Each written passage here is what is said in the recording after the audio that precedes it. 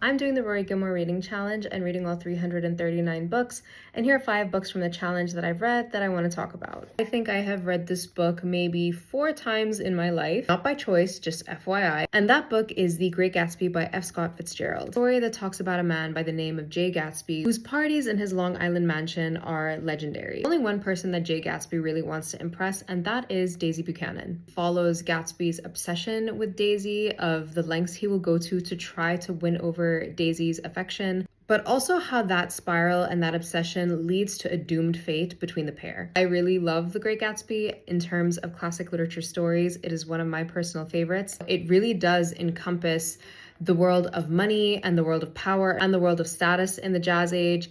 It's just so well written. I love The Bell Jar. I finished it and I cried in the end. A fictional novel that follows Esther Greenwood, and it talks about Esther Greenwood's struggle with her mental health in the 1950s. This book makes me all the more emotional because of the ending. To me, The Bell Jar is very timeless. It's a story that can resonate with any generation. I find her writing to be so poetic. As The Virgin Suicides by Jeffrey Eugenides. Love this book. It was so well written. It was so good. The story follows the tragedy of the 5 Lisbon sisters, all from the perspective of the boys who were obsessed with them. This is a novel that takes a hit at the concept of the perfect suburban family in the perfect suburban community, and it really shows the darker side of that image and what it means. And really and truly what it highlights on is the suffocation and the oppression that the Lisbon girls lived under when living in their home. I think this might be an unpopular opinion. I'm not quite sure. But it's Little Women by Louisa May Alcott. And I liked this book. When I read it, I thought it was good. It talks about the March sisters and their life and their adventures and their aspirations. And while I do understand the importance of Little Women and why this book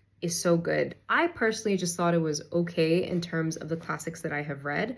It's not a classic that I consider an absolute favorite, and it is a classic that I would say everyone should read at least once. I bought this book purely because of this cover. Look at how insane this cover is. But this is Dante's Inferno, which is one of the 3 parts of Dante's Divine Comedy. Inferno is Dante's journey through hell, and it basically talks about all the people that he sees. But I really did enjoy Inferno. There were parts of the cantos that I thought were really beautiful, but it is one of those books that is a lot more tougher to read. I am planning on talking about all the books from this challenge in these upcoming videos, but I'm doing shorter videos with less books because I feel like it's easier and it gives me a chance to talk about the books a little bit more.